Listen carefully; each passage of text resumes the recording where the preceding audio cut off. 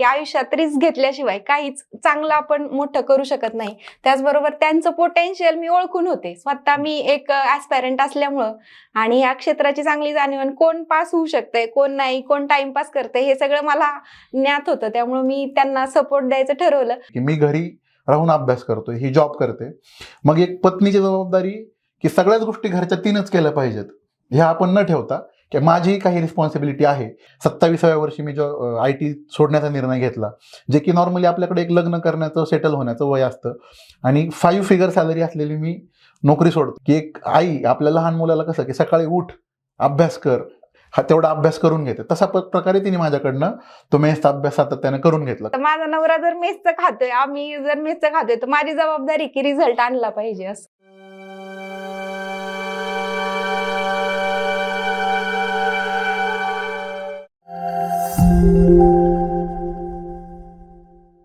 नमस्कार, मी किरण निंबोरे, वास्तवकट्ट्यावरती आपल्या सर्वांचं स्वागत.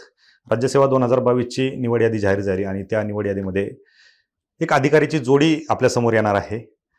त्या जोडीमधील सागर वाघमारे सर आपल्यासोबत आहेत. सर वास्तवकट्ट्यावरती सोबत, आणि त्यांच्या अर्धांगिनी प्रीती घोरपडे वाघमारे मॅडम सोबत आहेत. मॅडम, आपलेही वास्तवकट्ट्यावरती स्वागत. दोघेही सरांना क्लास 1 पदी त्यांची निवड होईल. कदाचित मॅडमला क्लास 1 किंवा क्लास 2 या दोन्हीपैकी एक कुठली तरी पोस्ट मिळेलच, ते रिझल्ट लागल्यावरती जाहीर होईल. परंतु ही जी काही अधिकाऱ्यांची जोडी आहे, दोघांनीही लग्न झाल्याच्या नंतर ह्या पोस्ट मिळवलेल्या आहेत. आणि विशेष म्हणजे एकाच रिझल्टमधून नवरा बायकोंची पोस्ट मिळणं ही खूप मोठी गोष्ट आहे, आणि याच्यापेक्षा आनंदाची गोष्ट त्यांच्या घरामध्ये नसेल. आपल्या दोघांचंही मनपूर्वक अभिनंदन आणि वास्तवकट्ट्यावरती स्वागत. Thank you sir, thank you so much. खरं तर एकाच रिझल्टमधून नवरा बायकोची पोस्ट मिळणं हे तुमच्यासाठी तर आहेच, पण तुमच्या कुटुंबासाठी, तुमच्या गावासाठी आणि इतर तुमचे जे काही आपण सगळे सोयरे म्हणतो त्या सर्वांसाठीच ही खूप आनंदाची गोष्ट आहे. काय एकंदरीत लग्न झाल्याच्या नंतर तुम्हाला पोस्ट मिळते, सुरुवात कुठून केली होती तुम्ही अभ्यासाला? सर, सुरुवात म्हणजे मी तर लग्न अगोदर सुद्धा प्रिपरेशन करत होते. 2014 साली मी पास आउट झाले. माझं bachelor of engineering computer science मधून मी पूर्ण केलं.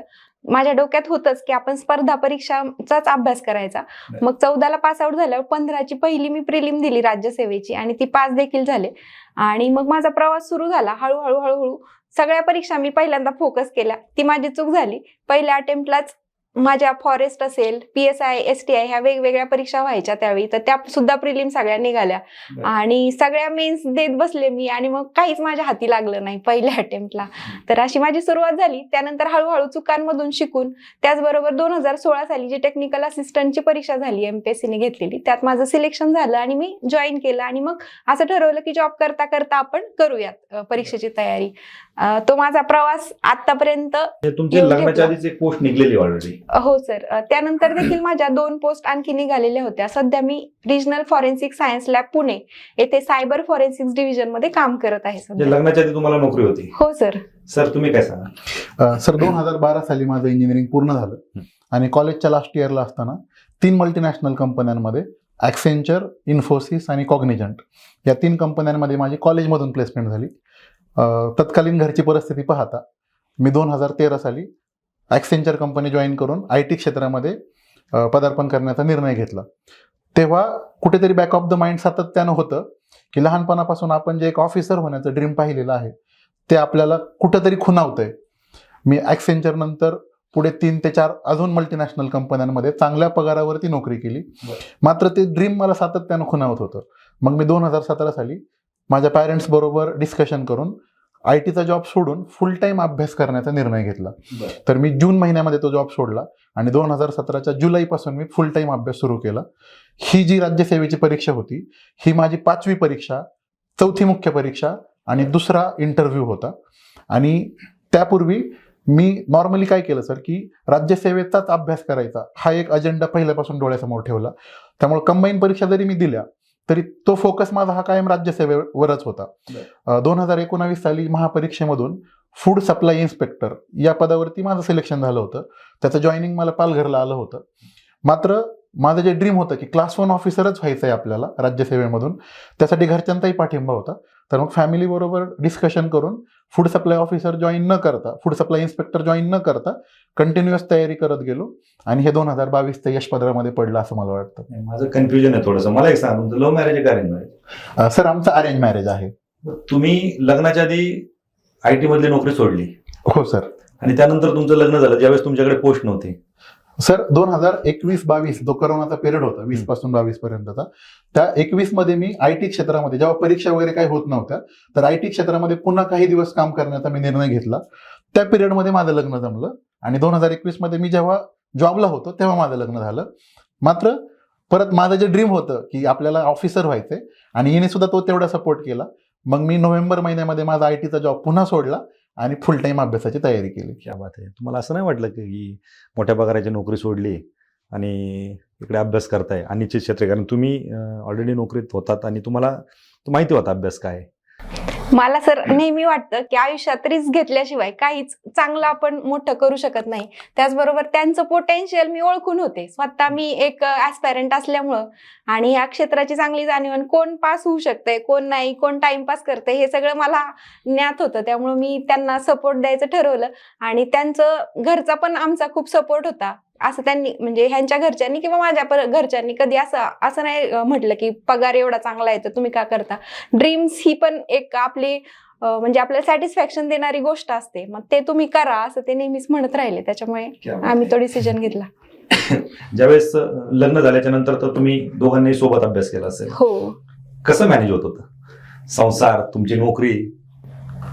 सर कसं आहे की अपेक्षा कधी कधी काय गोष्टींमध्ये ठेवायच्या आणि काय गोष्टींमध्ये थोड्या आपण कमी अपेक्षा ठेवू शकतो. म्हणजे जे घरचे फंक्शन्स असतील, सणवार असतील किंवा सातत्यानं घरी येणे जाणं असेल, तो जर घरचा पाठिंबा आपल्याला मिळाला ना तर आपण त्या गोष्टी कमी करून आपल्या करिअरकडे जास्त फोकस करू शकतो. किंवा हिचा जॉब आहे हे आपण समजून घेतलं पाहिजे की मी घरी राहून अभ्यास करतोय, ही जॉब करते. मग एक पत्नीची जबाबदारी की सगळ्याच गोष्टी घरच्या तीनच केल्या पाहिजेत हे आपण न ठेवता की माझीही काही रिस्पॉन्सिबिलिटी आहे किंवा बाकीच्या गोष्टी कशा पद्धतीने आपण वर्कआउट करू शकतो हे जर आपण दोघांनी एकत्र बसून सॉर्ट आउट केलं तर मला वाटतं हे जास्त इझिली मॅनेज होण्यासारख्या गोष्टी आहेत. बरोबर. ज्यावेळेस एकतर तुम्ही तुमचे वडील शिक्षक, दोघांची फॅमिली शिक्षक फॅमिली, आणि त्याच्यात तुम्ही मोठ्या पगाराची नोकरी सोडून अनिश्चित क्षेत्राकडे वळत आहे.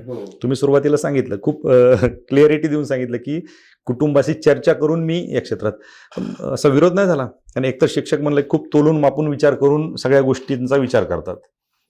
इतरांच्या पाल्यांचा विचार करणारी ही. नक्कीच सर, तुमचं म्हणणं एकदम मी समजू शकतो. एक टिपिकल शिक्षक फॅमिली जशी असते की पूर्ण गोष्टी सगळ्या विचारा आणती की आपला सेटलमेंट झालेली आहे. 27व्या वर्षी मी जो IT सोडण्याचा निर्णय घेतला, जे की नॉर्मली आपल्याकडे एक लग्न करण्याचं, सेटल होण्याचं वय असतं, आणि 5 फिगर सॅलरी असलेली मी नोकरी सोडतोय जिथे मी फ्लॅट चांगला घेऊन आयुष्य उर्वरित आनंदात घालवू शकतो. परंतु माझ्या वडिलांचा स्वभाव हा टिपिकल शिक्षकी स्वभाव नसून की ठीक आहे, तुझ्या स्वप्नांच्या पाठीमागे तुला धावायचं ना, आमचा तुला पूर्ण पाठिंबा आहे. फक्त एक लक्षात घे की हे क्षेत्र अनिश्चित क्षेत्र आहे. त्यामुळं पहिल्याच वर्षी मला यश मिळेल किंवा दुसऱ्या वर्षी यश मिळेल किंवा लेट्स से काही वर्ष लागली यश मिळायला, तर व्हायबल न होता सातत्यानं प्रयत्न करण्याचा स्वभाव सोडू नकोस. तो प्रयत्न तू ठेव. आणि एक कॉन्फिडन्स त्यांनी मला सातत्यानं दिला की आम्हाला माहिती की तुझा रिझल्ट हा 100% येणार आहे. त्याला काही ड्युरेशन लागेल हे पण आम्हाला समजतं. आम्ही तो जो प्रेशर आहे की का होत नाही असा न देता तू अधिकाधिक अभ्यास कसा करत राहशील याच्यासाठी आम्ही तुला सातत्यानं पाठिंबाच देऊ. फक्त तू व्हायबल होऊ नकोस, तू स्वतःवरती ठाम राहा. तो पाठिंबा सातत्यानं मिळाला, लग्ना अगोदरही आणि लग्नानंतरही. त्याचबरोबर हिचा सुद्धा लग्नानंतर तो विश्वास होता की तुला फक्त एक एक्झाम पास होण्याची गरज आहे. माझ्याकडे बघण्याचा सातत्याने त्यांचा दृष्टिकोन हाच होता की हा 100% पास होणार, फक्त एकदा रिझल्टमध्ये नाव यायला लागेल, एवढंच आहे. तर तो विश्वास तिने पण आणि घरच्यांनी पण, आई वडिलांनी पण सातत्याने ठेवला आणि मी पण त्यामुळे मग चांगल्या प्रकारे अभ्यास करू शकलो. कुठल्याही यशामध्ये खरं विश्वास आणि पाठिंबा ह्या जर 2 गोष्टी नसतील आणि त्यातल्या त्यात कुटुंबाचा आणि पत्नीचा पाठिंबा ह्या जर 2 गोष्टी सोबत असतील तर कुठलीही गोष्ट शक्य होऊ शकते. मला सांगा, अभ्यास कसा करत होते तुम्ही? कारण मॅडमची नोकरी होती, तुम्ही नोकरी सोडून पूर्ण वेळ अभ्यास करत होते. कारण संसार सांभाळून, घर सांभाळून, सगळ्या गोष्टी करून अभ्यासाला टाइम कसा मिळत होता आणि कशा पद्धतीने मॅनेजमेंट करत? आता मला असं वाटतं ना की मी फुल टाइम करतोय, तर प्रिलिम पास होण्यासाठी आम्हाला अडचणी नव्हत्या. ऑलरेडी आम्ही त्याच्या अगोदर प्रिलिम आणि मेन्स दिलेल्या होत्या. 2020चा इंटरव्ह्यू सुद्धा मी दिलेला होता. त्यामुळे फुल टाइम अभ्यास मी करत होतो. माझी लायब्ररी आहे, म्हणजे मी एका लायब्ररीमध्ये जात होतो नऱ्यामध्ये. प्रिलिमचा अभ्यास मी तिथेच करत होतो नरे गावामध्ये. मेन्सच्या अभ्यासाच्या वेळी सातत्यानं कंटिन्युटी राहिली पाहिजे आपल्या अभ्यासामध्ये. त्यासाठी हिचा फार मला हेल्प झाली की मी एका क्लासमध्ये पण म्हटलं त्या दिवशी की एक आई आपल्या लहान मुलाला कसं की सकाळी उठ, अभ्यास कर, हा तेवढा अभ्यास करून घेते, तसा प्रकारे तिने माझ्याकडनं तो मेन्सचा अभ्यास सातत्याने करून घेतला. कंटिन्युटी ठेवली आम्ही 4 महिने. आणि त्या रिव्हिजन म्हणजे आम्ही दोघांनी एकत्र बसून पुस्तकं वाचणं असेल, लाऊडली वाचणं असेल आणि एकमेकांबरोबर डिस्कशन करणं असेल, तर ह्या गोष्टी कंटिन्युअस आम्ही 4 महिने ठेवल्या. आणि तो एकमेकाचा सपोर्ट जो मेन्सला लागतो ना कंटिन्युटी, तर तो सातत्यानं राहिल्यामुळे आम्हाला यश मिळालं असं मला वाटतं. तो मेन्सचा स्कोअर माझा त्यावेळेसच खूप चांगला आला. आणि सांगायची गोष्ट म्हणजे मी सर मेन्सची आन्सर की आल्यानंतर त्या दिवशी मी थोडा बाहेर होतो आणि आन्सर की तिने चेक केली माझी. तर ती आन्सर की चेक केल्यानंतर तिने मला एक स्कोअर सांगितला की तुला एवढे मार्क पडत आहेत. आणि ते एक आनंद असून माझ्या तिथल्या तिथं बाहेर आले की अरे आपण जी 4 महिने सातत्यानं हार्डवर्क केलं ना, ते आपल्याला कुठेतरी त्या यशामधून मिळालं आपल्याला आणि चांगला स्कोअर आला. तेव्हाच मी ठाम होतो की पोस्ट आपल्याला मिळेल, फक्त क्लास 1 की क्लास 2 हे आपल्या इंटरव्ह्यूच्या आणि रिटर्नच्या मार्क्सवरती अवलंबून असेल. बरोबर. त्यांनी सांगितलं, पण तुम्ही तर नोकरी करून अभ्यास करत होतात, त्यांची कशी मदत होती तुम्हाला? सर त्यांना नोट्स काढायचा खूप, म्हणजे ते नोट्स काढल्याशिवाय त्यांचा काही अभ्यास पूर्ण होत नाही. आणि त्या नोट्स काढून न थांबता त्याला एकदा रेड पेननी त्याची रिव्हिजन करणं, रेड पेननी अंडरलाईन करून नंतर हायलायटर वापरून रिव्हिजन करणं, अशा मल्टिपल रिव्हिजन करायची ह्यांना सवय. तर आम्ही काय केलं, मेन्सच्या काळात तर स्पेशली मोठ्यानी वाचून, म्हणजे मोठी मोठी जी पुस्तकं आहेत आपली, तर ती मी एक चॅप्टर वाचणार मोठ्यानी, नंतर ते एक चॅप्टर वाचणार. आमचा मोबाईल मग लांबच राहायचा आणि फुल्ली एंगेज आम्ही त्याच्यात व्हायचो आणि कॉन्सन्ट्रेट करू शकलो. त्याचबरोबर सर 2022ची जी आम्ही परीक्षा आता पास झालोय, त्याच्यात मेन मला चॅलेंज वाटलं की प्रिलिमचा जो होता सीसॅट क्वालिफाईंग केलं गेलं. माझं सीसॅट वर चांगला होल्ड होता, त्याचमुळे मी पहिल्या अटेम्प्ट पासून कंटिन्युअस प्रिलिम पास होत होते. 2022 हे मी एक चॅलेंज म्हणून स्वीकारलं की आपला असं आहे सीसॅट, माझं जॉब करून सीसॅट मुळे निघायची प्रिलिम. मेन्स पण मी दिलेला असल्यामुळे थोडाफार होताच जीएसचा अभ्यास, पण मी ह्यावेळेस ठरवलं की आपण एक छान स्कोअर आणायचा आणि प्रिलिम म्हणजे चांगल्या मार्कांनी पास करायचे. आणि एक 623ची ऍड होती, तर ते पण डोक्यात होतं. आणि मग खूप चांगला मी अभ्यास केला आणि ह्यांचा देखील म्हणजे ह्यांच्या नोट्स मी वापरलेल्या आहेत. आणि ह्यांना फर्स्ट की 112.5 मार्क्स आले आणि मला 115 मार्क्स आले. त्यांना असं झालं की हिने जॉब करून म्हणजे आपल्यापेक्षा जास्त मार्क्स काढले, असं ते कौतुक पण होतं. आणि त्यांनी मग ते जास्तच छान घेतलं की मेन्सला मी खूप अभ्यास केला, असं म्हणजे त्यांनी खूप जास्त घरातच कॉम्पिटिशन होतं, हेल्दी कॉम्पिटिशन. नक्कीच. आणि त्यांनी एक दिवस पण सोडला नाही. म्हणजे मला आठवतंय की प्रिलिम झाली, स्कोर आले आमचे, त्याच्यानंतर त्यांनी दुसऱ्या दिवशीपासून जे सुरू केलं अभ्यास, तो लास्ट मेन्स म्हणजे मेन्स झाल्यानंतर ते विचारत होते मुलांना की संपली ना खरंच मेन्स का अजून काही बाकी, म्हणजे ते एवढ्या त्या झोन मध्ये होते. तर ह्यांच्या नोट्सचा मला प्रचंड फायदा झालेला आहे. त्याचबरोबर आम्ही एकत्र केलेला अभ्यास आणि दोघं होतो, त्याच्यामुळे दुसरं काही नव्हतंच ना आमच्या आयुष्यात, तेच वातावरण होतं आणि कंटिन्युटी राहणं त्याच्यामुळे शक्य झालं आम्हाला. त्याचबरोबर सणवार ह्याच्याकडे आम्ही जास्त लक्ष दिलं नाही.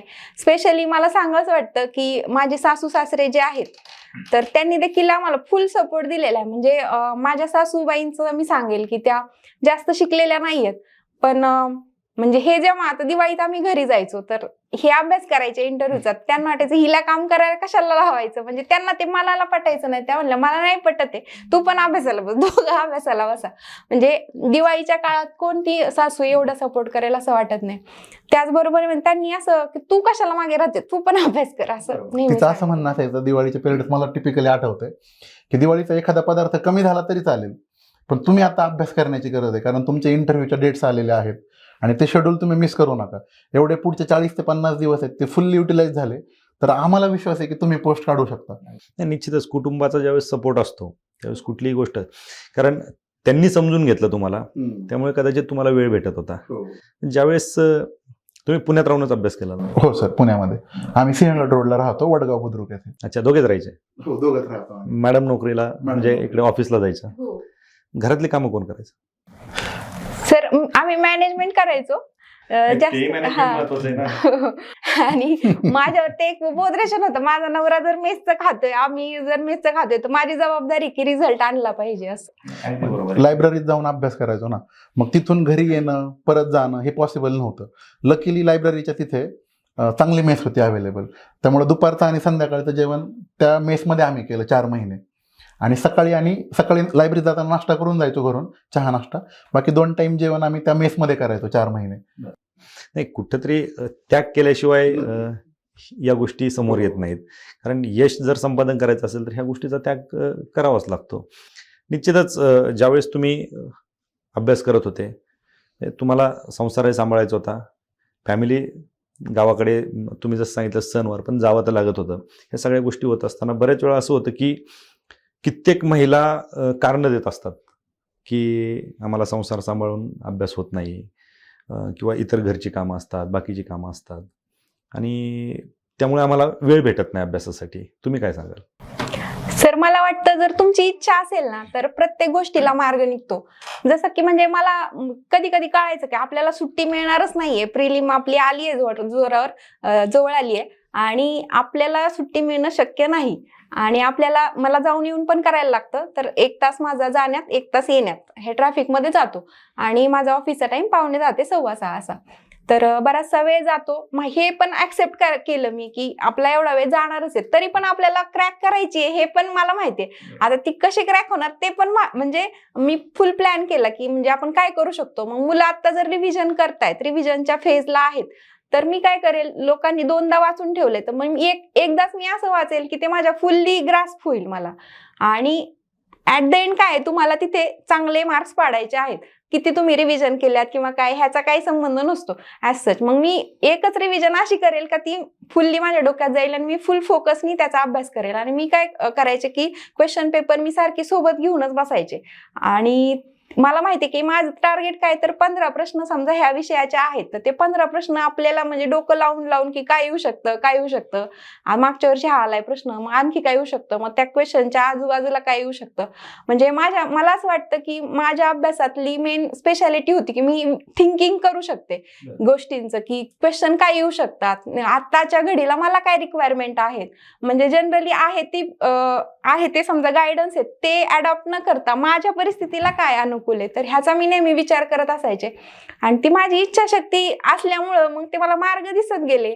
माझ्या बरोबरची लोक आहेत म्हणजे ते पण मला हेल्प करत गेले, कुटुंब मला हेल्प करत गेलं. मग मला सगळ्यात महत्वाचं वाटतं की आपली इच्छा ती दिसली की प्रत्येक माणूस आपल्याला सपोर्ट करतो. म्हणजे इथं तर असं होतं सर की लंचमध्ये सुद्धा थोडा मोकळा वेळ मिळाला ऑफिसमध्ये की ती क्वेश्चन पेपर घेऊन बसेल, पुस्तक घेऊन बसेल.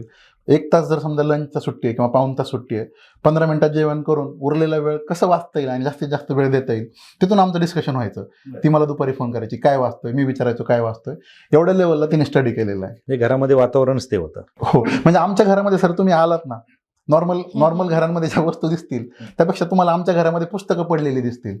म्हणजे टिपिकली आता रिझल्टच्या अगोदर आपल्या घरी सेलिब्रेशनसाठी लोक येतील तेव्हा आम्ही ती पुस्तकं सध्या आवरून ठेवली, नाहीतर सगळी पुस्तकं वरती पडली. आजही आलात ना तुम्ही तर काही नाहीतरी 30-40 पुस्तकं वरती पडलेले तुम्हाला दिसतील आमच्या घरामध्ये.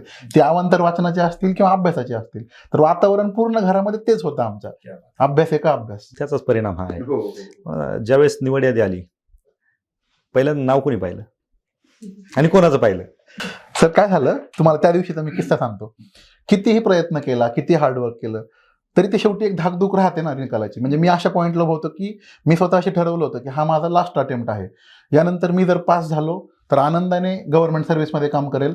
जर मला यश नाही मिळालं तर मी IT क्षेत्र पुन्हा जॉईन करेल असं मी ठरवलेलं.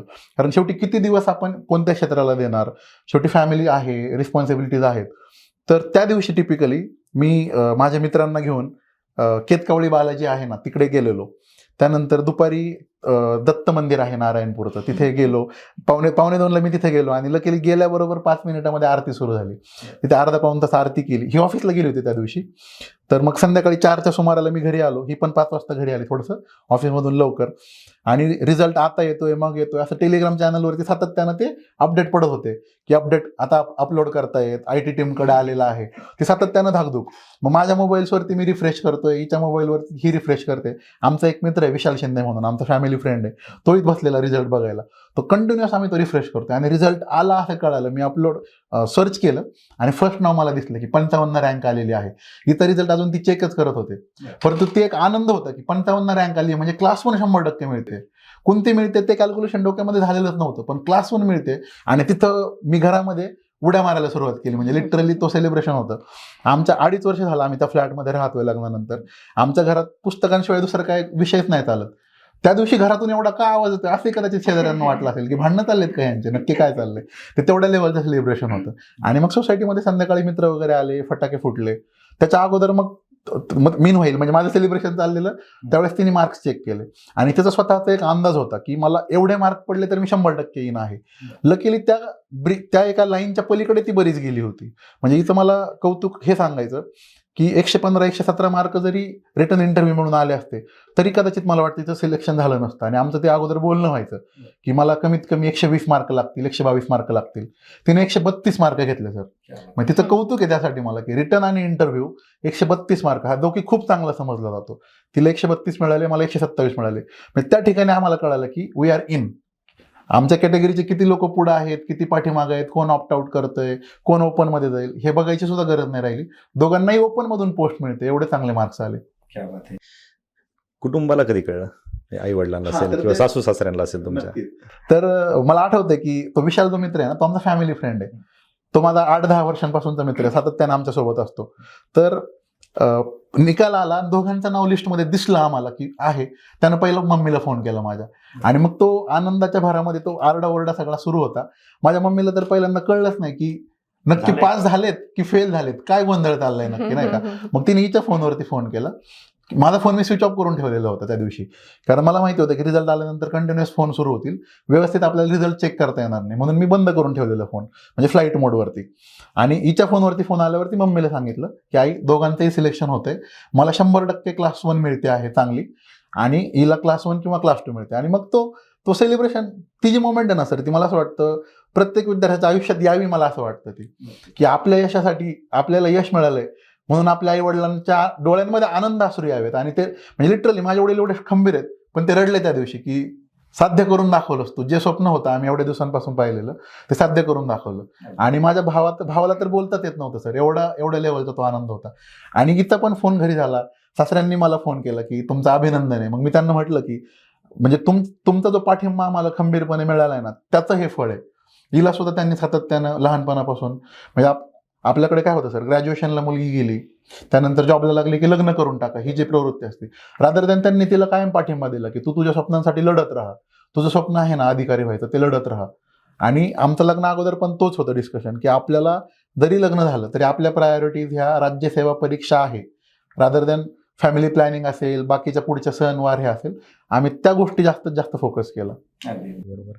ज्यावेळेस तुम्ही अभ्यास करत होते, एकतर तुम्ही नोकरी सोडून आला होता मॅडम, तर त्यांचा जॉब सुरू होता. कधी असे नातेवाईक किंवा कुठे लग्नाला गेले किंवा काय असं ऐकाय भेटत नव्हतं का, चांगल्या पगाराची नोकरी सोडली, घरी बसून अभ्यास करताय? काय होतं सर की बराच काळ आम्ही पुण्यात घालवला. सणासमारंभाला किंवा कार्यक्रमांना आमचं जाणं येणं कमीच होतं, किंवा आमच्याकडे पण नातेवाईक येणं हे थोडंसं आमच्या घरच्यांनीच फिल्टर केलेलं होतं. म्हणजे कदाचित मी एवढा माणसातला माणूस आहे की मला फार मित्र, फार पाहुणे रावळे लागतात, पण ते मधला जो लग्नानंतर 2.5 वर्षाचा पिरियड आहे ना तो मी थोडासा कंट्रोल केलं स्वतःला की नाही, आपले एम्स वेगळे आहेत. म्हणजे भले कदाचित मला काही लोक 2.5 वर्षामध्ये इथपर्यंत म्हणतील की हा काय माणूस घाण आहे का, नाही का, की एवढे पाहुणे रावळे येत नाहीयेत किंवा हे नाहीये. पण मग ते एकदा ड्रीम तुम्हाला अचीव्ह करायचंय, तुम्ही ठरवलं की ते तुम्हाला करायचंय. हा, आता जॉब बद्दल माझ्या पाठीमागे काही लोक बोलत असतील सर की का सोडलं, किंवा आता एक टिपिकल वय झाल्यानंतर स्थळं येतात आपल्या घरी, तर माझ्या पॅरेंट्सपर्यंत त्या गोष्टींची इन्क्वायरी होत होती, ते माझ्या कानापर्यंत येत होतं. पण पॅरेंट्सनी बऱ्यापैकी फिल्टर केलेलं होतं की याच्यापर्यंत नको जायला, किंवा घरचे पण काही इश्यूज असतील, काही समस्या उभ्या राहिल्या तर त्यांनी तेवढं पाळलं की प्रीतीपर्यंत आणि सागरपर्यंत ह्या गोष्टी नाही पोहोचल्या पाहिजेत, त्यांना टेन्शन देता कामा नये, त्यांनी त्यांच्या लेवलवरती त्या सॉर्ट आउट करण्याचा प्रयत्न केला. अगदी बरोबर. निश्चित, कारण मी पुन्हा तेच म्हणेल की तुमच्या कुटुंबाचा खूप मोठा रोल तुमच्या यशामध्ये आहे. कारण मेंटली तुम्ही जर स्टेबल असाल तर सगळ्या गोष्टी शक्य होतात. मला एक सांगा, तुम्ही बोलताना सांगितलं की तुम्ही 4 मेन्स दिल्या, म्हणजे कुठंतरी तुम्ही चुका सुधारत गेलात आणि तुम्ही 5व्या एक्झाममध्ये आज क्लास 1 पदी निवड, 4थ्या मेन्समध्ये. बरेच विद्यार्थी आहेत की ग्रामीण भागातून येतात आणि सुरुवात कुठून करायची हेच त्यांच्या लक्षात येत नाही. आता तुम्ही चुकांमधून शिकत गेलात, अपयश आलं म्हणजे चुकांमधून तुम्हाला कुठेतरी इम्प्रूव्हमेंट करत गेलात, म्हणून तुम्हाला आज तुम्ही यशाच्या शिखरावरती आहात. काय सांगाल, कशा पद्धतीने, म्हणजे तुम्हाला दोघांनाही तो प्रश्न आहे की कशा पद्धतीने विद्यार्थ्यांनी अभ्यासाला सुरुवात केली पाहिजेत आणि कुठल्या चुका टाळल्या पाहिजेत? ह्या क्षेत्रामध्ये ही मला सिनियर आहे, मला वाटतं तिने उत्तर द्यावं त्या प्रश्नाचं. सर मला वाटतं सुरुवात करताना सिलेबस मेन आपला जवळ ठेवावा, त्याचबरोबर क्वेश्चन पेपर हे एवढ्या वेळा अनालिसिस करावे. मला वाटतं त्यातूनच तुम्ही डिसिजन घेऊ शकता की आपल्याला कंटिन्यू करायचंय की करायचं नाहीये. तर तुम्ही म्हणजे स्वतः जर अभ्यास सुरू करायचा आहे मला, त्याच्या अगोदरच मी काय करेल तर क्वेश्चन पेपर सॉल्व्ह करायचा प्रयत्न करेल. प्रत्यक्षात मी देते पेपर असा, तर त्यातून मला कळेल की समजा आता सायन्सचं काहीतरी बाबा 2 क्वेश्चन आले माझे बरोबर, किंवा पॉलिटीचे एखादा क्वेश्चन आलाय बरोबर, तर मला हे कळालं की ह्या टॉपिकचा काहीतरी अभ्यास दिसतोय हा, आणि हे जमेल का मला. तर आणि मग बुक लिस्ट आपल्या असतातच, टॉपर्सच्या वगैरे अवेलेबल असतात, तर त्या जवळ घेऊन आवाका किती आहे. त्याचबरोबर सर मी एक सांगेल की सुरुवात करताना ह्या क्षेत्रात असलेल्या ज्या समस्या आहेत त्याचा सुद्धा विचार केला पाहिजे. जसं की बदल्या ह्या क्षेत्रात होत असतात. प्रायव्हेट नोकऱ्यांमध्ये तो एक ऍडव्हान्टेज असतो की तुम्ही एका ठिकाणी सेटल होऊ शकता. इकडे बदल्यांचं अवघड प्रश्न आहे. त्याचबरोबर इथं लागणारं हार्डवर्क, आपल्याकडे तेवढं कॅपॅसिटी आहे का, आपण तेवढं हार्डवर्क करू शकतो का, किंवा तुमचं एक फाउंडेशन चांगलं असलं पाहिजे, किंवा मग ते फाउंडेशन नसेल तर ऍटलिस्ट इथे येऊन एक्स्ट्राची मेहनत घ्यायची तयारी असली पाहिजे. जसं की म्हणजे माझ्या बाबतीत माझं अकॅडमिक्स खूप चांगलं होतं. मला 10वीला 93%, 12वीला 90%, त्याच्यानंतर मी इंजिनिअरिंग केलेलं होतं. स्कॉलरशिपच्या सगळ्या परीक्षांना मी स्टेट रँकर वगैरे राहिलेले होते. तर त्याचा मला ऍडव्हान्टेज होणार होता हे मी धरलेलं होतं डोक्यात. आपलं ऍप्टी चांगलं आहे, त्याच्यानंतर आपलं हिस्ट्री, पॉलिटी हे विषय थोडे थोडे का होईना शाळेत मी जास्त एफर्ट्स घेतलेले असल्यामुळे सायन्स वगैरे चांगलं आहे, तर मला माहित होतं की कुठेतरी मला त्याचा ऍडव्हान्टेज होणार आहे. पण ज्यांच्याकडं हे अकॅडमिक्स नाहीये, असं नाही की ते होऊच शकत नाही, पण त्यांना एक्स्ट्रा एफर्ट्स घ्यावे लागणार आहेत. जर तुमचे कॉम्पिटिटर कुठेतरी त्यांनी लहानपणापासून जर मेहनत घेतली आहे, तर तुम्हाला आता तरी ती मेहनत एक्स्ट्राची घ्यावी लागणार आहे. ती आपली तयारी आहे का हे सुद्धा मुलांनी पाहिलं पाहिजे. त्याचबरोबर मग क्वेश्चन पेपर अनालिसिस केलं, त्याच्यानंतर मग आपल्याला वाटतंय की एखादा समजा सब्जेक्टचं माझं कमी राहतंय, मग त्याचे कोण मेंटॉर आपल्याला भेटतायत का, त्यांचं काही गायडन्स घेता येतंय का. त्याचबरोबर जे अनुभवी लोक आहेत आणि जेन्युन आहेत, फेक मोटिवेशन देणारे सुद्धा असतात, पण मग अशांपासून आपण कसं लांब राहायचं, इमोशनली स्टेबल कसं राहायचं, हे खूप महत्वाचं ह्या टप्प्यात ठरतं. त्याचबरोबर एकाच अटेम्प्टला आपलं होईल असं नाही, मग आपण ते कंटिन्यू करणार आहोत का डिस्कंटिन्यू करणार आहोत हा प्रत्येकाचा स्वतःचा कॉल असतो. आणि जेन्युअनली आपल्याला स्वतःलाच फक्त माहित असतं की आपण करू शकतो किंवा नाही. म्हणजे माझ्या बाबतीत असं झालंय की आता लोकांना माहित नाही की ही किती कॅलिबर असलेली मुलगी, किंवा हिचे काय अकॅडमिक आहे, किंवा हिचं होतंय का, प्रिलिम आधी केली आहे का क्रॅक. तर सांगणारे असतात की लोक नाही का, म्हणजे किती दिवस करणार असं. पण माझ्या मनाला माहित होतं, म्हणजे मी सर 3rd अटेम्प्टला इंटरव्ह्यू सुद्धा दिलेला आहे, आणि 1st अटेम्प्टला तर मी प्रिलिम म्हणजे कंटिन्युअस पास होत होते. आणि म्हणजे मी कुठली प्रिलिम ठरवली आणि ती फेल झाली असं झालेलं नव्हतं. तर मला माहिती आहे आपलं आज ना उद्या होणार आहे. पण म्हणजे माझ्या एक स्वभावाचा भाग होता की मला रिस्पॉन्सिबिलिटी घ्यायला आवडते. तर मी फायनान्शियल रिस्पॉन्सिबिलिटी माझी तेव्हापासूनच घेतलेली होती. 2017 पासून जॉब कर, असं काही घरच्यांचं प्रेशर नव्हतं की तू जॉब जॉईन करच, किंवा आपले काही आर्थिक प्रॉब्लेम्स आहेत असं काही नव्हतं. पण मला एक कळत होतं आपण रिस्पॉन्सिबल राहिलं पाहिजे ना आपल्या लग्नात. म्हणजे असं नको व्हायला की मुलीचा खर्च आई वडिलांनी केलाय. मला असं एक उदाहरण म्हणून राहायचं होतं की मी माझ्या लग्नाचा अर्धा खर्च तरी मी स्वतः केला होता. माझ्याकडे तेवढं सेव्हिंग होतं. आई वडिलांसाठी मी काही करू शकले त्या सेव्हिंग मधून. त्याचा एक वेगळा आनंद माझ्यासाठी होता. आणि मी माझं गोल तर मी सोडलेलं नव्हतंच कधीच. मग ते पण आता साध्य झालं. ह्याच्यावरून मला वाटतं की मुलींनी सुद्धा म्हणजे नुसतंच आपण एक हाऊस मेकर म्हणून राहू शकतो आणि मग करू शकतो. ह्याच्यापेक्षा फायनान्शियली इंडिपेंडंट झालं की आपोआपच आपल्याला बाकीचे फ्रीडम्स मिळायला सुरुवात होते.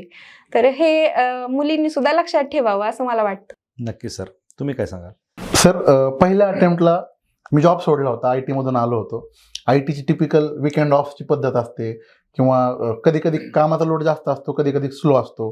तर त्या पद्धतीने थोडंसं मी अभ्यास कसा करावा, काय करावा याची माहिती घेत होतो.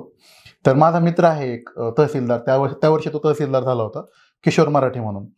तर मी लिटरली त्यांना कॉल केला, ज्या दिवशी मी नोकरी सोडली त्या दिवशी कॉल केला की तुम्ही मला बुक लिस्ट सांगा, कशा प्रकारे अभ्यास करू ते सांगा. किशोर आणि मी कॉलेजचे मित्र होतो आम्ही. आणि मग त्यांनी ज्या पद्धतीने मला गाईड केलं मी त्या पद्धतीने अभ्यास केला. म्हणजे आपण घोड्याला ज्या पद्धतीने अशी नाळ लावतो ना, त्या पद्धतीने मी तो स्टडी केला. त्या वर्षी बॅड लक माझं असं झालं की माझी पहिली जी प्रिलिम होती त्या वर्षी 2018ला जागा कमी होत्या. आणि कट ऑफ 247 लागला. मला 240 मार्क पडले, 7 मार्क कमी पडले. मात्र मला एक तो अंदाज आला की ही एक्झाम अचिवेबल आहे आपल्यासाठी. मग मी 2018ला ज्या चुका केल्या होत्या की ज्याच्यामध्ये मी करंटचा अभ्यास कमी पडला असेल किंवा नंबर ऑफ क्वेश्चन्स मी कमी सोडवले असतील, PYQचं अनालिसिस कमी पडलं असेल, हे मी 2019ला अचीव्ह केलं. आणि मग ते अचीव्ह केल्यानंतर 19, 20, 21, 22 सातत्यानं सगळ्या प्रिलिम पास झालो. आता 19ची मेन्स, 20ची मेन्स आणि 21ची मेन्स, ज्या गोष्टी मी कमी पडत होतो त्या इम्प्रूव्ह करत गेलो. मात्र 2020 आणि 21 या दोन्ही पण मेन्सला 20चा मी इंटरव्ह्यू दिलेला होता. HRD या सब्जेक्टनं थोडा मला फटका दिलेला.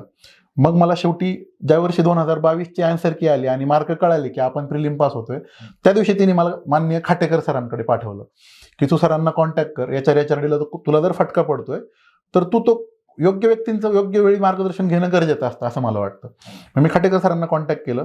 खाटेकर सरांनी अगदी जेन्युइनली तू नोट्स काढल्या होत्या का, मग नोट्स का नाही काढल्या, क्वेश्चन पेपर सोडवल्या कमी पडला का, अशी त्यांनी चौकशी केली. आणि त्यांनी सांगितलं की आपली HRDची बॅच सुरू होत आहे, जर तुला वाटत असेल तर तू बॅच जॉईन करू शकतोस. मी पहिली बॅच जॉईन केली सर. आणि सर ज्या पद्धतीने सांगत गेले त्या पद्धतीनं मी प्रत्येक गोष्ट फॉलो करत गेलो. मग ते नोट्स काढणं असेल, नंबर ऑफ रिव्हिजन्स करणं असेल, टेस्ट सिरीज सोडवणं असेल, म्हणजे जे मागच्या 3 मेन्समध्ये मी ज्या गोष्टी केलेल्या नव्हत्या ती प्रत्येक गोष्ट मी 2022च्या मेन्सला केली. आणि म्हणून हा रिझल्ट आला असं मला वाटतं. ज्यावेळेस एखादा विद्यार्थी नवीन असतो त्यावेळेस खरं त्यांनी सुरुवात कुठून केली पाहिजेत? मी सर काल एक लेक्चर घेतलं एका अकॅडमीमध्ये, तेव्हा मी त्या मुलांना तेच सांगत होतो की तुम्ही स्टेट बोर्ड इग्नोर करता. सायन्स, जॉग्राफी आणि हिस्ट्री या 3 विषयांचे स्टेट बोर्ड करणं हे मस्ट आहे सर. म्हणजे मी काल त्या अकॅडमीमध्ये तेच सांगत होतो की तुम्ही जर कोणताही क्वेश्चन पेपर घेतला विज्ञानाचा, कारण मी विज्ञानाचं लेक्चर घेतलं, तर कमीत कमी 9 ते 10 question directly line to line state बोर्डमधून आहेत. मग आपण फक्त सायन्स या सब्जेक्टचा बाऊ करून ठेवतो की सायन्स अवघड आहे, सायन्स अवघड आहे. मात्र जर स्टेट बोर्ड तुम्ही व्यवस्थित केलेला असेल तर half work is done. 10 question तुम्हाला त्यातून येत आहेत. त्या पुढचे क्वेश्चन तुम्ही कोणतं बेसबुक कशा पद्धतीने वाचताय, तुमचं अनालिसिस किती आहे, कन्सेप्च्युअल क्वालिटी किती तुमच्याकडे आलेली आहे याच्यातून आहे. त्यामुळे मला असं वाटतं की बेसिक की एका बुक्सची लिस्ट एखाद्या योग्य व्यक्तीकडनं जर आपल्याला मिळाली सुरुवात करताना आणि ते बुक्स आपण वारंवार रिव्हिजन करत गेलो, त्याच्या अनुषंगानं क्वेश्चन सोडवत गेलो, मला असं वाटतं कोणताही टॉपिक वाचायच्या अगोदर त्या टॉपिकवरती कोणते क्वेश्चन्स विचारलेले आहेत हे जर आपण अगोदर पाहिलं तर तो टॉपिक चांगल्या पद्धतीने समजायला मदत होते. आणि एकदा ते क्वेश्चन अगोदर पाहिले, टॉपिक वाचला, पुन्हा जर ते क्वेश्चन पाहिले तर आपल्याला आपोआप कळायला लागतं आपल्याला की अरेच्छा हे आता आपल्याला जमायला लागले. मग अशा रीतीने जास्तीत जास्त क्वेश्चन सोडवणे, PYQचं अनालिसिस करणे आणि मोर नंबर ऑफ रिव्हिजन्स, म्हणजे ह्या परीक्षेमध्ये मी हार्डवर्क हे तुम्हाला 100% सपोर्ट करतं, त्यासोबत थोड्या स्मार्ट वर्कची गरज असते असं मला वाटतं. अगदी बरोबर. सरांनी सांगितलं की अभ्यासामध्ये तुम्ही सिनियर आहेत. अभ्यास करताना कधी भांडणं होत होती का? नाही, अभ्यासावरून नाही, अभ्यासावरून नाही, हे वाचलं पाहिजे, ते वाचलं पाहिजे, आधी हे करू नंतर ते करू. नाही सर, मला अंडरस्टँडिंग आमचं पहिल्यापासूनच चांगलं राहिलंय. आणि म्हणजे भांडणं करत बसलो होतं आपल्याला काही साध्य होणार नाही हे आम्हाला माहित होतं. त्याच्यामुळे भांडणं आम्ही लांबच ठेवली कायमच. कोणाला मार्गदर्शन मिळत होतं? ह्यांचंच मला मार्गदर्शन नाही, ह्या मिळत ठिकाणी मी असं म्हणेल सर की दोघांचा एकमेकांना फायदा झाला. तिचं प्लॅनिंग हे माझ्यापेक्षा चांगलं आहे सर. तिनं तो डोक्यात प्लॅन केलेला होतं 2022ची प्री झाल्यानंतर की याला HRDला फटका पडलेला आहे GS3ला, ह्याला फर्स्ट डेला मी खाटेकर सरांकडे पाठवेल. आणि ते तिने मला सांगितलं की तू ह्या पद्धतीने कर किंवा ही बॅच लाव, पहिलीच बॅच लाव. तिने ते मार्गदर्शन मला केलं. तिचं प्लॅनिंग माझ्यापेक्षा चांगलं आहे. एक्झिक्युशनच्या वेळेस कदाचित मी चांगल्या प्रकारे एक्झिक्यूट करत असेल, पण तो जो प्लॅन तिने दिलेला आहे त्याच्यावरती आम्ही वर्कआउट केलं. आणि सर भांडायचा विषय आलाच नाही कधी, कारण काय झालं, सोबत अभ्यास करत गेलो. आणि एक टेस्ट सिरीज आम्ही लावलेली होती मान्य खाटेकर सरांकडे. त्या टेस्ट सिरीजचं ईच विकेंडला वेगवेगळा पेपर असायचा, त्यामुळं तो पेपर करणं आम्हाला मस्ट होतं. त्यामुळे जर GS1चा पेपर असेल तर GS1चा स्टडी त्या आठवड्यामध्ये आम्ही केला, GS2चा असेल तर GS2चा केला. आणि मग त्यानं रिव्हिजन एवढ्या झाल्या ना आमच्या की त्यातनं ते स्कोअर वाढला आमचा. जो 20 आणि 21च्या प्रिलिमला जो अराउंड 400च्या आसपास जो स्कोअर आला होता तो डिरेक्टली 400 450च्या पलीकडे गेला. तर तो जो 50-52 मार्काचा फरक पडला ना, तो त्या नंबर ऑफ रिव्हिजन्स वाढल्यामुळे पडला. या गोष्टीमध्ये भांडणाला वेळच भेटत नव्हता. वेळच नाही मिळाला. तुम्ही सुरुवातीला सांगितलं की तुम्ही 4 मेन्स, ही 4थी मेन्स होती. ही 4थी मेन्स होती, म्हणजे तुम्ही 3 मेन्सचं अपयश पचवलंय. हो. असं कधी वाटलं नाही का की आपण चुकलोय? सर चुकीचा निर्णय घेतला असं मला नाही वाटलं. त्याचं कारण असं की मी IT मध्ये ऑलरेडी जॉब केल्यामुळे माझ्याकडे सेव्हिंग होती शिल्लक. ती अमाऊंट एक आर्थिक पाठिंबा माझ्याकडे होता. दुसरी गोष्ट, पत्नी जॉबला होती, तिथं चांगल्या प्रकारे सॅलरी येत होती आणि माझं घरचं बॅकग्राऊंड हे थोडंसं चांगल्या प्रकारे आहे, आर्थिक स्टेबल आहे. म्हणजे माझ्या इन्कमची घरच्यांना गरज नाहीये, लागले तर घरचेच मला इन्कम प्रोव्हाइड करतात. त्यामुळं तो एक इकॉनॉमिकल गोष्टीतनं येणारा प्रॉब्लेम आहे तो काही नव्हता. आणि मी माझ्या मनामध्ये सातत्यानं मला हे होतं की मी जर तेवढं डिलिव्हर करू शकलो तर मी 100% ऑफिसर होईल. म्हणजे मी 2017 पासून आजपर्यंत जी तयारी केलेली आहे, माझ्या मनामध्ये कधीच हा प्रश्न नाही आला की मी पास नाही होणार. मला 100% माहिती होतं की मी कधी ना कधी पास होईल. फक्त तो दिवस 2022च्या एक्झाम मधून उजाडला. कदाचित तो योग्य व्यक्तींचं योग्य वेळी मार्गदर्शन मी घेऊ शकलो असतो तर कदाचित 2020 मध्येच ती वेळ आली असती किंवा 19 मध्ये आली असती. पण मी म्हणतो देर आहे दुरुस्त आहे. 22ला आला त्याचाही आनंदच आहे. पण भाग्य भेटलं नसतं ना दोघांना एखादं. एक्झॅक्टली, म्हणजे मी पण ते म्हणतो की कदाचित आमच्या दोघांचं सोबत होण्यासाठी डेस्टिनीने आम्हाला तिथपर्यंत लांबवलं असेल आमचं सिलेक्शन. असू शकतं. हो हो. नक्कीच. सर, हे सगळं होत असताना आपण ज्यावेळेस स्पर्धा परीक्षेचा एकंदरीत स्पर्धा विश्वाचा विचार करतो आणि ज्यावेळेस नवीन विद्यार्थी विचारत असतात, ज्यांना सुरुवात करायची असते, विशेषतः पालक विचारतात की आमच्या मुलाला अधिकारी बनायचं आहे, IAS बनायचं आहे, IPS बनायचं आहे किंवा MPSC मधून पोस्ट मिळवायची, तर काय केलं पाहिजे, ग्रॅज्युएशन कसं असलं पाहिजे. एक नवीन ट्रेंड सुरू झाला आहे. म्हणजे नवीन म्हणता येणार नाही, तो जुनाच ट्रेंड आहे. विद्यार्थी मुक्त विद्यापीठामध्ये ॲडमिशन घेतात आणि 12वी नंतर डायरेक्ट कॉम्पिटेटिव्ह एक्झामिनेशनचा अभ्यास करायला सुरुवात करतात. तुम्ही काय सांगाल, तुमचं एज्युकेशन कसं होतं आणि ह्या एज्युकेशनचा फायदा खरंच होतो का? म्हणजे सर, आम्ही दोघांचंही आमचं इंजिनिअरिंग झालेलं आहे. सिंहगड कॉलेज ऑफ इंजिनिअरिंग येथे आम्ही तिने कम्प्युटर आणि मी इलेक्ट्रॉनिक्स अँड टेलिकम्युनिकेशन्समध्ये इंजिनिअरिंग केलेलं आहे. मला असं वाटतं एक चांगली पदवी योग्य पद्धतीने म्हणजे रेग्युलर अभ्यासक्रमातून जर मिळवलेली असेल तर त्या ज्ञानाचा फायदा तुम्हाला इन केस MPSC वर्कआउट नाही झालं तर आपल्याकडे काहीतरी प्लॅन B असावा. यासाठी जर प्रॉपर 4 वर्षाची 3 वर्षाची डिग्री आहे ती कॉलेजमधून तुम्ही मिळवलेली असेल तर तुमच्या ज्ञानामध्ये ती एक भर पडते, परिपक्वता निर्माण होते. त्यासोबत प्रॅक्टिकल नॉलेज असेल किंवा टीममध्ये काम करण्याची जी क्षमता आहे ती डेव्हलप होते. त्यामुळे काय होतं, आपल्याला जर MPSC मध्ये अपयश आलं तर ॲटलिस्ट एक ऑप्शन आपल्या हातामध्ये राहतो की ठीक आहे बाबा, मला इकडं अपयश आलंय, एक मी 3-4 अटेम्प्ट मला जेवढे द्यायचे होते ते झाल्यानंतरही माझं सिलेक्शन नाही झालं तर समजा इंजिनिअरिंग केलेलं असेल तर मी एखाद्या कंपनीमध्ये काम करू शकतो, स्वतःचा बिझनेस सुरू करू शकतो किंवा वेगळं ग्रॅज्युएशन असेल तर त्या अनुषंगाने रिस्पेक्टिव्ह जॉब ते करू शकतात. तर मला असं वाटतं ग्रॅज्युएशन हे चांगल्या पद्धतीनं करणं गरजेचं आहे. त्यातनं फायदा पण काय होतो की तुमचं जे अॅनालिटिकल स्किल 12वी नंतर ग्रॅज्युएशनला डेव्हलप होतात ना, त्याचा फायदा तुम्हाला एक्झामला इनडायरेक्टली होतच असतो. त्यामुळे रेग्युलर ग्रॅज्युएशन चांगल्या पद्धतीनं करणं गरजेचं आहे. तुमच्या दोघांचेही पालक शिक्षक, तुमचं शिक्षण असं फिरतच झालं असेल? हो सर, म्हणजे माझं मूळ गाव हे श्रीगोंदा तालुक्यातील देवदैठण हे आहे नगर जिल्ह्यामध्ये, परंतु माझा जन्म हा काष्टी श्रीगोंदा तालुका येथे झाला.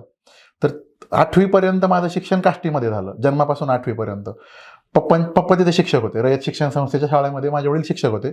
त्यांची बदली पुढे बेलवंडी या ठिकाणी झाली श्रीगोंद्यामध्ये. त्यामुळे माझी 9वी 10वी बेलवंडीला झाली.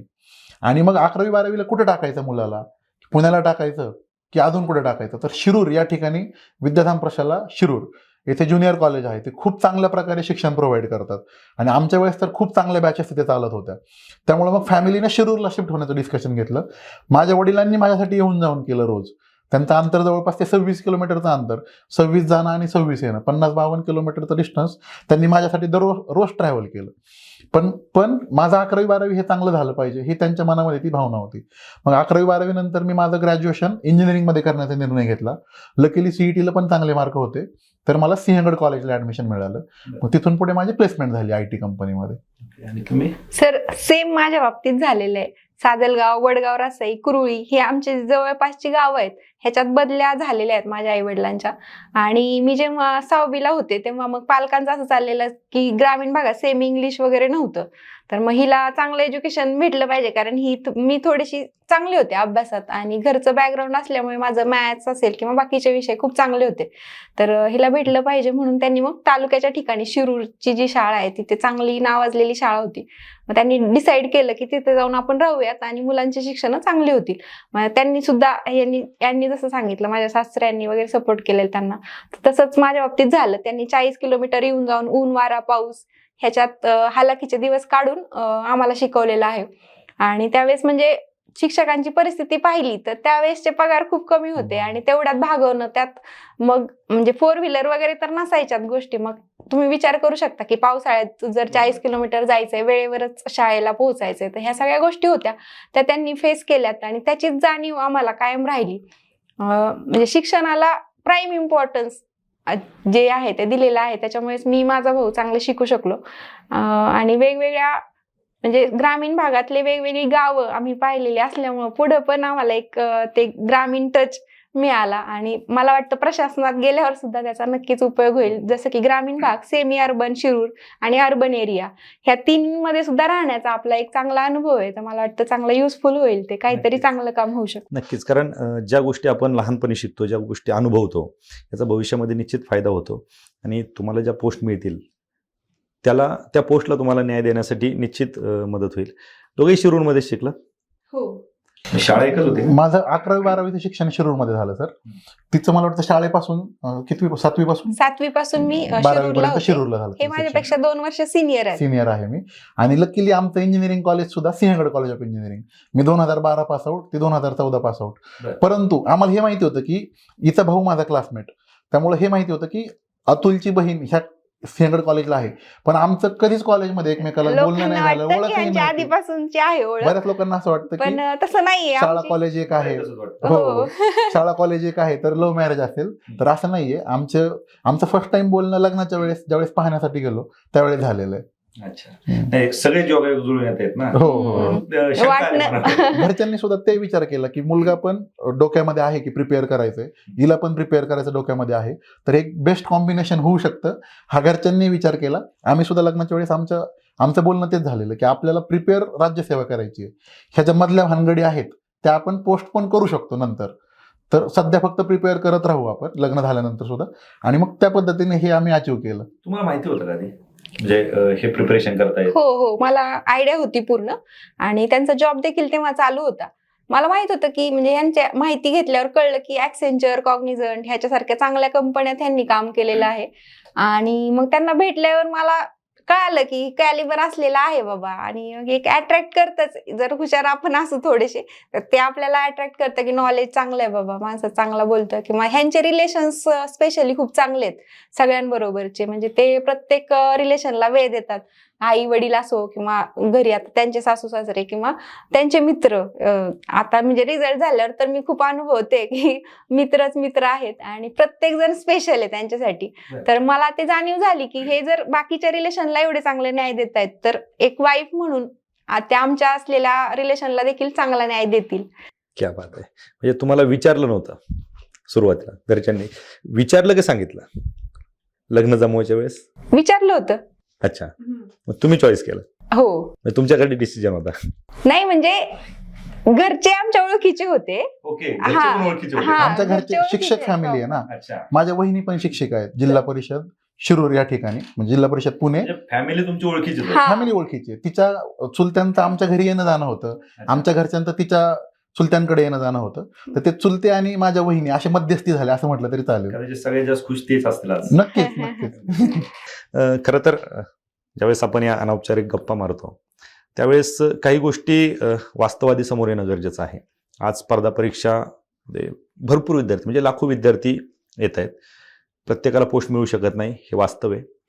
काय सांगाल तुम्ही की एकंदरीत दोघांनाही तो प्रश्न असेल की जे विद्यार्थी येत आहेत, मुलं असतील मुली असतील, काही एकदम ब्लँकली येतात, आम्हाला अधिकारी बनायचं आहे. आज मी श्रीगोंद्याचा, मी श्रीगोंद्याचे, आज तुमच्या गावामध्ये सत्कार झाले असतील किंवा कुठेतरी मिरवणुका अधिकाऱ्यांच्या होतात आणि हे पालक पाहतात, विद्यार्थी पाहतात आणि आमचाही पाल्य अधिकारी होईल किंवा मीही अधिकारी होईल असे विचार करणारे भरपूर विद्यार्थी असतात.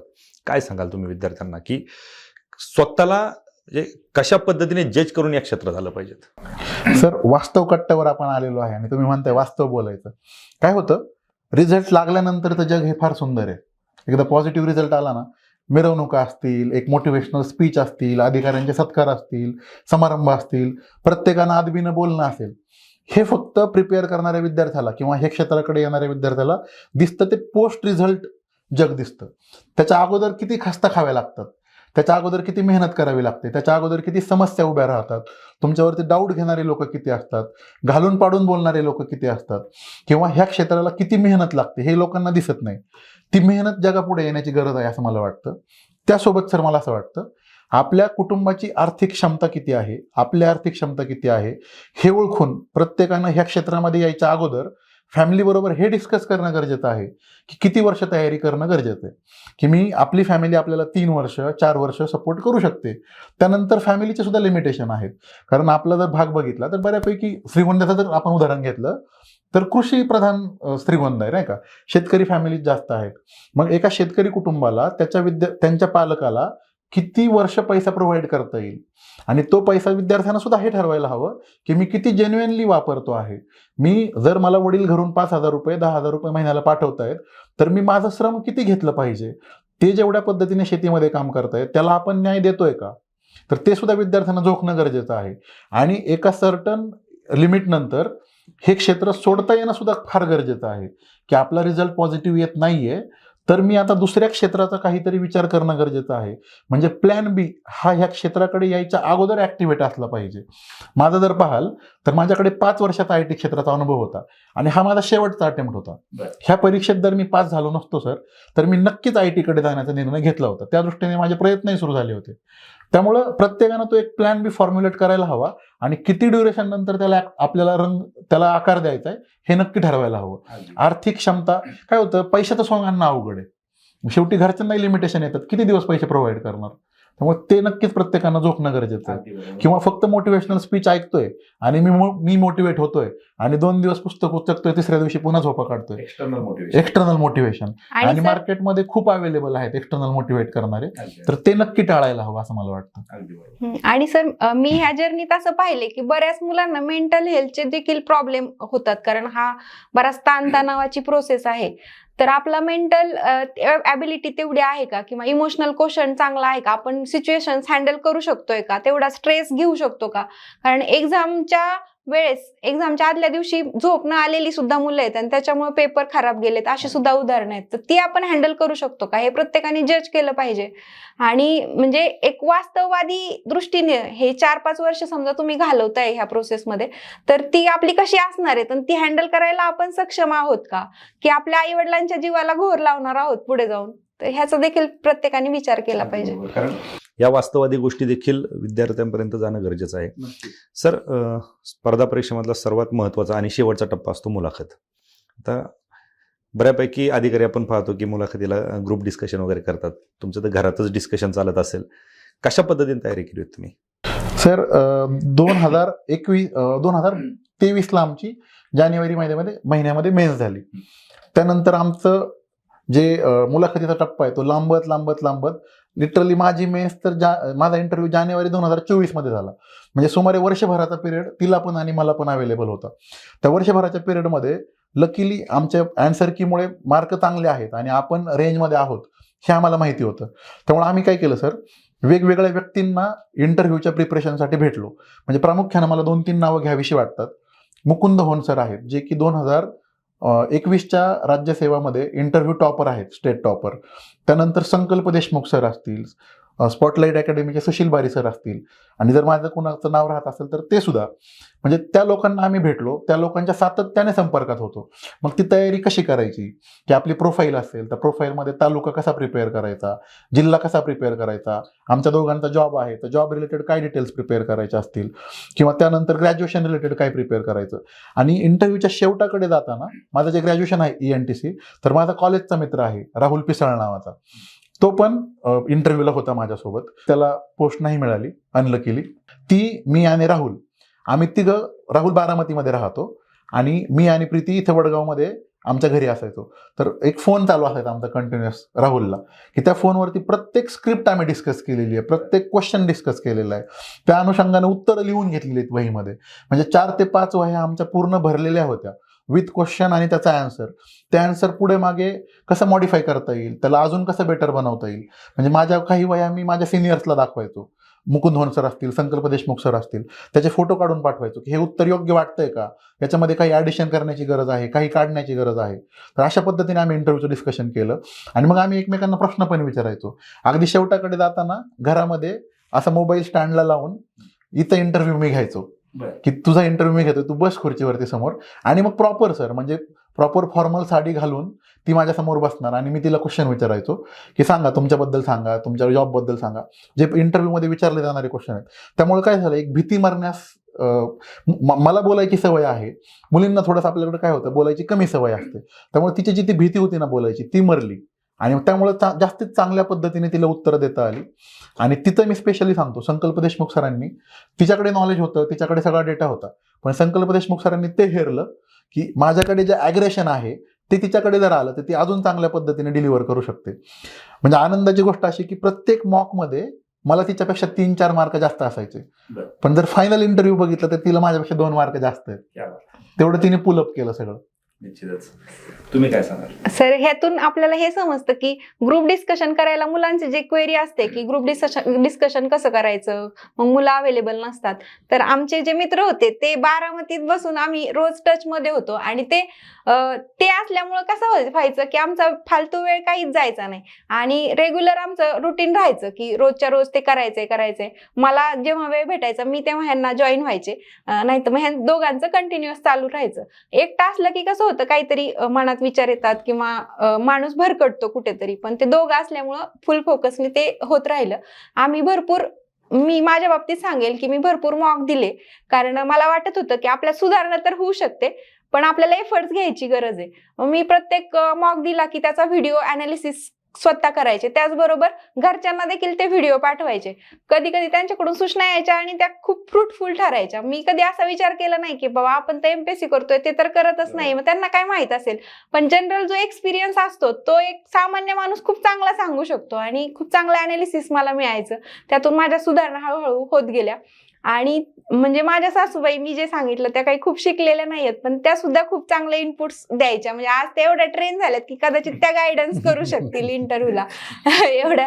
आणि त्यांना पण मग ते आमचं जे होतं की टाइम आम्हाला कमी देता यायचा फॅमिलीला, तर त्यांना ते आम्ही पाहायला मिळायचो, त्याचाच खूप आनंद असायचा की आमचे व्हिडिओ आले का तुमचे व्हिडिओ पाठवा असं. तर ते आमचं झालं. त्याच्यानंतर सर आम्ही नोट्स काढल्या, त्याच्या रिव्हिजन देखील केल्या. म्हणजे इंटरव्ह्यू खरंच सिरियसली आम्ही केलेला होता. पुणे जिल्हा माझा होता, ह्यांचा नगर जिल्हा प्रोफाईल मध्ये होता, तर ते आम्ही व्हिजिट केलेल्या वेगवेगळ्या प्लेसेस एकदम स्टार्टिंगच्या फेज मध्ये. मग ते आमचं थोडंसं टुरिझम सुद्धा झालं आणि त्याचबरोबर आम्हाला त्याचा फायदा देखील झाला, कारण तिथले जे लोकल लोक असतात, ग्रामस्थ असतात, ते जी माहिती देऊ शकतात ती पुस्तकात अवेलेबल नसते आणि ती जी ऐकलेली माहिती आहे ती चांगली लक्षात राहते. मग त्यानंतर आम्ही ग्रामपंचायत असो, नगर परिषद, तहसील ऑफिस, ह्या सगळ्यांना आम्ही भेटी दिल्या होत्या, जिल्हा परिषद असेल, आणि त्याचा मला फायदा झाला. त्याचबरोबर म्हणजे जी वेगवेगळी पुस्तकं होती गायडन्सची ती देखील आम्ही घेतली होती आणि हे माझा मॉक घेत होते तर एक घरीच माझ्याकडे इंटरव्ह्यूवर अवेलेबल होता आणि त्याचा मग मी वापर फुल करून घेतला. हो, रोजच चालू होते. आणि म्हणजे किती ऑफिसवरून आलं दमलेला असो काही असो, म्हणजे माझी तयारी असायची की मी बोलते म्हणून. ते जे इंटरव्ह्यू आम्ही रेकॉर्ड केले सर, आमचा पर्सनल युट्यूब चॅनल आहे माझा, त्याच्यामध्ये आम्ही ते अपलोड करून ठेवायचो, घरच्यांना पाठवायचो आणि वेगवेगळ्या क्लासला जे दिलेले मॉक आहेत ते सुद्धा मी घरच्यांना पाठवायचो. माझी आई जी कमी शिकलेली तिने सांगितलं, पण ती सुद्धा ते सगळे मॉक व्यवस्थित ऐकायची, पाहायची, इनपुट्स द्यायची. माझा भाऊ, माझ्या वहिनी, माझे काही मित्र ज्यांना आम्ही ते जवळचे मित्र आहेत ते आम्हाला ओळखतात, त्यांना ते व्हिडिओज पाठवायचो आणि जेन्युइनली त्यांनी इनपुट दिलेले आहेत त्या प्रोसेसमध्ये. इथं तर मला एक विशेष असं वाटतं ना की असे पण लोकांना आम्ही माझ्या जवळच्या लोकांना पाठवले की जे आता तयारी करतायत, सुरू आहेत, पण त्यांनी दिलेले इनपुट सुद्धा तिने फार सिरियसली घेतले. नाहीतर एखादा व्यक्ती काय होतो की तुला किती कळतं रे बाबा, तू काय त्यातला प्रो आहेस का, असं म्हणू शकतो ना. तर तिने ते न करता की एखादा व्यक्ती आपल्याला जेन्युइनली सांगतोय आणि ते तिने स्वीकारलं की आपल्याला ते ऐकायचंय, ते आपल्याला मॉडिफाय करायचंय आणि त्यामुळे ती माझ्यापेक्षा चांगले मार्क पाडू शकली इंटरव्ह्यूमध्ये. अगदी बरोबर, निश्चितच. मुलाखतीच्या शेवटी मॅडम तुमच्यासाठी एक स्पेशल प्रश्न. आजपर्यंत आम्ही मुलाखतीमध्ये अधिकाऱ्यांना एक प्रश्न विचारतो की पालकांना काय सल्ला द्याल, किंवा एखादी लग्न झालेली महिला असेल तर त्यांच्या अनुभवावरून इतर महिलांच्या ज्या सासा असतील त्यांना काय, एकंदरीत ज्या महिला अभ्यास करतायत किंवा ज्या महिला नोकरीला आहेत, ज्यांचं लग्न झालंय, त्यांच्या पतींना काय सल्ला द्याल? सर त्यांच्या पतींना मी असा सल्ला देईल की भांडण किंवा जास्तीच्या अपेक्षा ह्यांच्याकडे फोकस करण्यापेक्षा जर वाईफचे ड्रीम्स किंवा तुमचे स्वतःचे ड्रीम्स ह्याच्याकडे जर तुम्ही फोकस केलं तर त्यातून मिळणारा आनंद हा खूप वेगळा आहे. म्हणजे सासू ज्या आहेत त्यांना मी सांगेल की म्हणजे फक्त काम करणारी एक स्त्री हे न पाहता, म्हणजे घरात कुणीतरी कामाला पाहिजे हे न पाहता त्या मुलीचं एक इंडिव्हिज्युअल आयुष्य आहे. आणि आता आपण पाहतोय की महिला एवढ्या प्रगती करतायत की त्या कुठेच मुलांपेक्षा कमी राहिलेल्या नाहीयेत.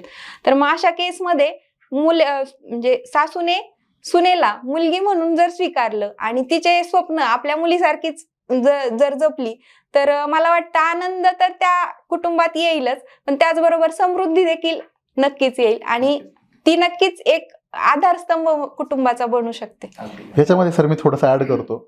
मला असं वाटतं एखादी मुलगी प्रिपेअर करते, त्याच्याकडे फक्त त्या मुलीचं स्वप्न म्हणून न पाहता त्या फॅमिलीचं एक कंबाईंड स्वप्न आहे की जर ती मुलगी अधिकारी व्हावी ह्यासाठी सर्वांनी मिळून एफर्ट दिले किंवा अगदी मुलाचंही घेतलं तरी तर तो एक कंबाईंड फॅमिलीचा तो एक गोल असेल असं मला वाटतं. म्हणजे आमच्या दोघांच्या जर दृष्टीने बघितलं ना तर ते आमचं लग्न झाल्यानंतर असं कधीच नव्हतं की माझं गोल आहे किंवा तुझं गोल आहे, हे आपलं गोल आहे असं ते होतं. आणि त्या दृष्टीने कुटुंबाचं गोल होतं. त्यामुळे रिझल्ट देखील कुटुंबाचा रिझल्ट आलाय असं आम्हाला फिलिंग आहे. त्यांना सुद्धा ते जिंकल्याचा आनंद त्यांना इंटरव्ह्यूच्या प्रोसेसमध्ये तर सर लिटरली पूर्ण फॅमिली इन्व्हॉल्व होती आमची. आणि त्यांना ते उत्सुकता असायची कधी व्हिडिओ येतोय, आम्ही कधी तो व्हिडिओ पाहतोय, यांना कधी काही चुका असतील तर त्या सांगतोय, कसं इम्प्रूव्हमेंट सांगू शकतो. ती पूर्ण फॅमिलीचा रिझल्ट आलाय असं आम्हाला वाटतं, रादर दॅन आमच्या दोघांचा सेपरेट आलाय. अगदी बरोबर. निश्चितच जसं की आपण 2-3 वेळा उल्लेख केला, पाठिंबा आणि विश्वास ह्या खूप महत्त्वाच्या गोष्टी आहेत आणि त्या तुमच्या पाठीशी होत्या. निश्चितच तुम्ही वास्तव कट्ट्यावरती आलात आणि तुमचा हा जो काही पूर्ण प्रवास उलगडला आणि बहुमूल्य असे विद्यार्थ्यांना सल्ले दिले, तुमचा अभ्यास पद्धती असेल किंवा इतर जे मार्गदर्शन केलं वास्तववादी, त्याबद्दल आपलं खूप खूप आभार. Thank you sir, thank you so much. इथे तुम्ही आम्हाला येण्याची संधी दिली. हे आमचं म्हणजे तिच्याबरोबर मी बोललेलो, तुमचा पाठीमागचा एक इंटरव्ह्यू मी पाहिला होता आणि ते पण एक जोडी सिलेक्ट झालेली होती, ते इथं आलेले होते. तेव्हा आमचं एकमेकाबरोबर बोलणं झालेलं की एक दिवस आपला आहे की आपल्याला या वास्तव कट्ट्यावरती जायचंय आणि सिलेक्ट होऊन जायचंय. ते स्वप्न तुम्ही आज आम्हाला पूर्ण केलं, त्याबद्दल मी तुमचा खूप खूप आभारी आहे. Thank you so much.